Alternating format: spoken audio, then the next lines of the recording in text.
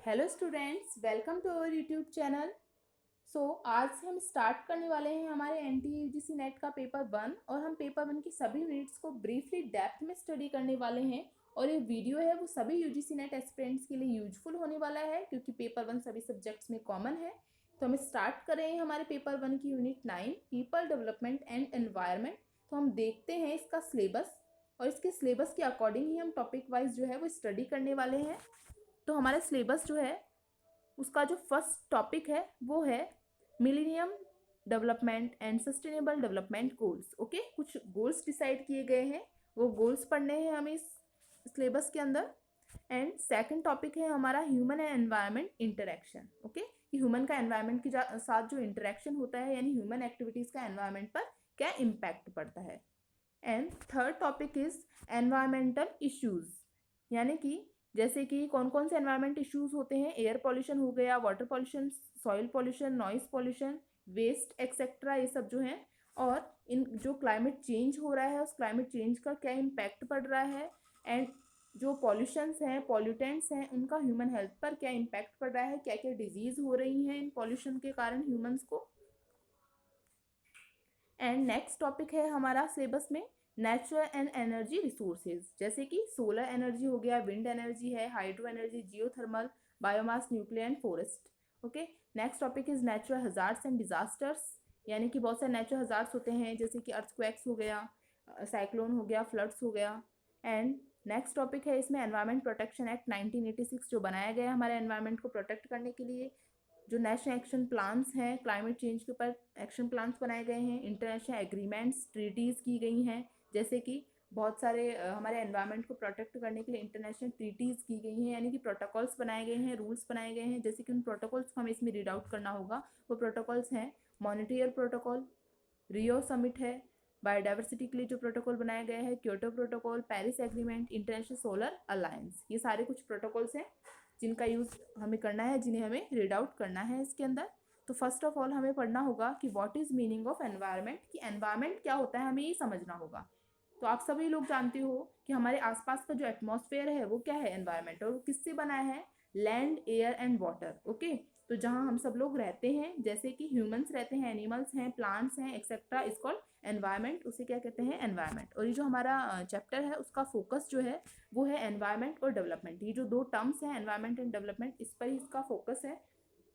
तो जो डेवलपमेंट का जो कॉन्सेप्ट है वो हमें समझना होगा कि जो हमारा जो एनवायरनमेंट है उसका डिग्रेडेशन हो रहा है। डिग्रेडेशन का मतलब कि जो एनवायरनमेंट की जो जैसे कि फॉरेस्ट हैं, ट्रीज हैं, प्लांट्स हैं, ये सब जो है उनका क्या हो रहा है, डिग्रेडेशन, मतलब कि जैसे कि फॉरेस्ट काटे जा रहे हैं। ओके, तो इससे हमारा जो एनवायरनमेंट है वो एक तरीके से पॉल्यूट हो रहा है, उसका डिप्लेशन हो रहा है, हमारे ओजोन का डिप्लेशन हो रहा है। ठीक है, तो इस तरीके से हमें इसका क्या करना होगा, अब हमें डेवलपमेंट करना होगा। ठीक है, तो जो हमारा एनवायरनमेंट है उसके अंदर दो सेक्टर जो है वो भी इंक्लूड होते हैं, जैसे कि सोशल सेक्टर हो गया, हमारा इकोनॉमिक सेक्टर हो गया, वो भी एनवायरनमेंट में इंक्लूड है क्योंकि इन सब से मिलकर ही एनवायरनमेंट बनता है। ठीक है, तो इन सब के अकॉर्डिंग ही हमें डेवलपमेंट टर्म जो है उसको समझना होगा कि किस तरीके से डेवलपमेंट करना है।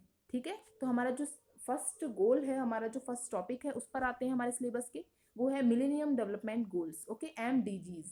ओके, तो मिलेनियम डेवलपमेंट गोल्स जो है वो 8 इंटरनेशनल डेवलपमेंट गोल्स हैं, 8 बनाए गए हैं। ये आप लोगों को लर्न कर लेना है कि डेवलपमेंट गोल्स कितने हैं, 8 हैं। ओके, तो यूनाइटेड नेशंस के द्वारा समिट हुई थी उसमें 2000 में, तो तब ये डिसाइड किए गए थे ये गोल्स। ओके, तो 15 ईयर्स के लिए डिसाइड किए गए थे, ये 15 ईयर्स के लिए गोल्स डिसाइड किए गए थे।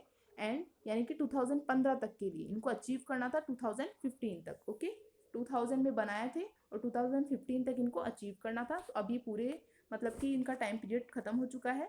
और ये जो एग्रीमेंट है वो 191 यूनाइटेड नेशंस मतलब इसके मेंबर्स थे इन डेवलपमेंट गोल्स को डिसाइड करने में। ओके, तो हम आते हैं हमारे गोल्स पर। ओके, तो हमारा जो फर्स्ट गोल है मिलेनियम डेवलपमेंट गोल वो है eradicate extreme poverty and hunger. Okay, जो पोवर्टी है, हंगर है, उसे खत्म करना, उसे कम करना, वो इसका एम था। सेकंड एम है इसका achieve universal primary education. Okay, and सभी को शिक्षा मिलनी चाहिए।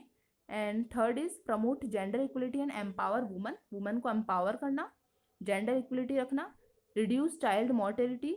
And fifth is improve maternal health. And six is HIV, AIDS and malaria जैसी जो डिजीज़ हैं उनके लिए। And seventh is ensure environmental and sustainability. Okay, environment और सस्टेनेबिलिटी का मतलब है यहाँ पे हमारे जो रिसोर्स है उनका सही तरीके से हमें यूज करना है। And 8th is global partnership and for development, development के लिए ग्लोबल पार्टनरशिप। ओके, सभी जो कंट्रीज हैं उन सभी को एक होना चाहिए।